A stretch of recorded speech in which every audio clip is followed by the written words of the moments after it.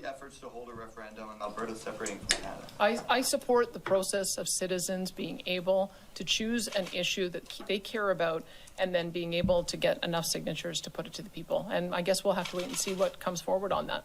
And what is your personal position on Alberta separating from My Canada? personal position is I believe in Alberta sovereignty within a united Canada. What does that mean? It means like what we're doing today.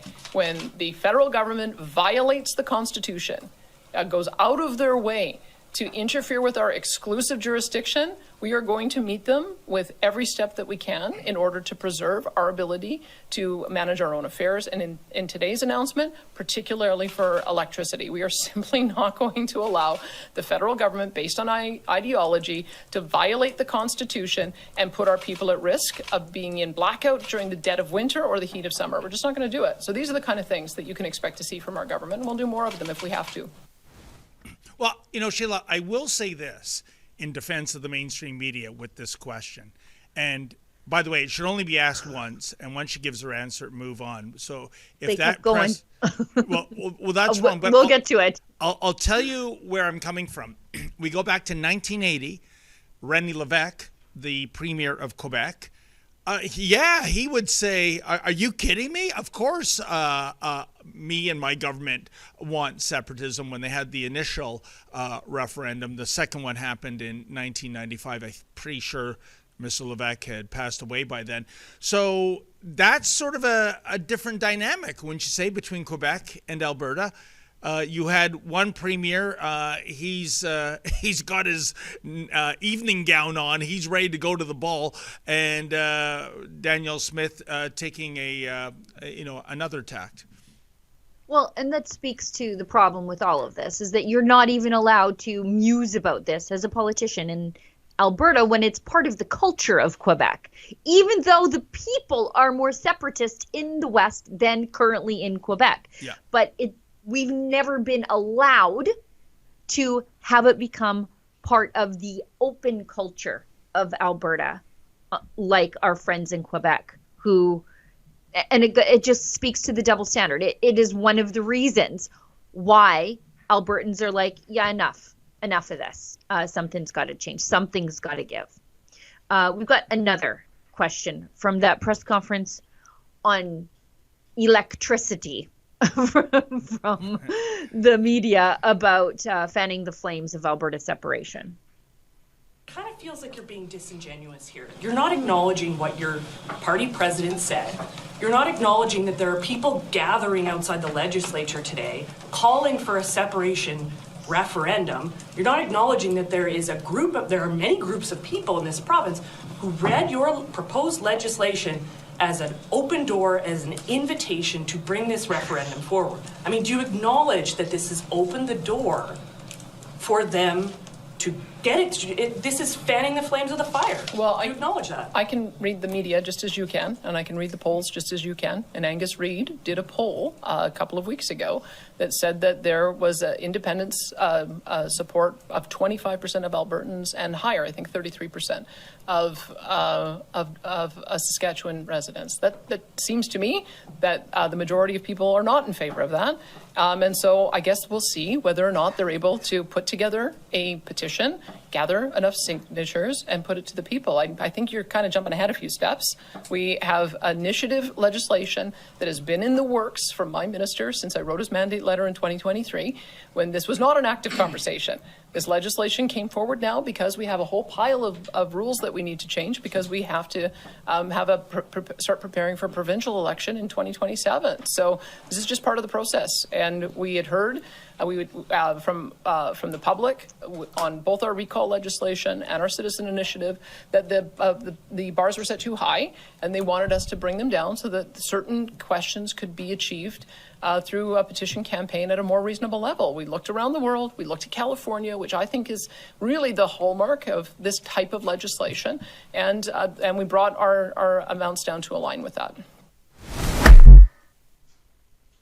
I don't know. I wouldn't look to California for even legislation regulating I'm glad trucks. she pointed that. I'm glad she pointed that out, though, to the left-wing journalists. No, I understand. This is not like a radical conservative idea. And by the way, if you want to organize and declare Alberta some sort of LGBTQ plus AI safe haven, and you want that in our provincial charter, you could start a citizen-led initiative to do that. This is not limited to separation or anything. It's about everything, including recall legislation. So if the left wanted to recall Premier Smith, they could start organizing to do it. So this is not like the fix is in for the separatists. This is for everybody. Yeah. It just requires some work, which I think the other side is not ready to put in. And Sheila, it is a thing. It is serious. I'm just wondering, again, with you as an Albertan, and you know the pulse of your province, if they were to have a referendum in the months ahead, how does it go? I think they should not have it too soon. I think there are a lot of people. There are a lot of questions to be figured out, and a lot of this work was already done with the Clarity Act, but that has to be communicated to Albertans so that they can make an informed choice. You know, what happens to the RCMP? What happens to our military bases? What happens to the treaties? If that's a holdup, I would say just we'll honor them. You think the feds are honoring your treaties? Give me a break. We'll honor them. We actually care about First Nations healthcare on reserve. So there are a lot of people who are like, I would support this, but I've got questions about this. I think they need to do a lot of getting the information out there before they even think about holding a referendum that would fail because those questions aren't answered. You know, and those are important questions, especially the native one, because it came up during the Quebec referendums, right, where the, natives were saying, look, if Quebec succeeds from Canada, we are leaving Quebec because our arrangement, our deal is with the federal government, the Dominion of Canada, not with the new nation of Quebec. So I think these are the questions and the concepts that are going to make for a lawyer's paradise.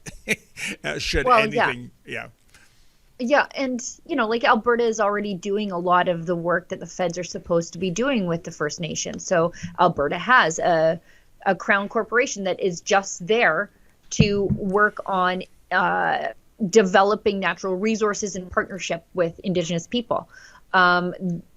They're building treatment centers on reserve, even though the federal government is responsible for Indigenous healthcare. So there are a lot of places where the federal government has abdicated their responsibilities for Indigenous people in the province. And instead of just saying, well, sorry, take it up with the feds, Alberta has stepped in to do that. So I don't know.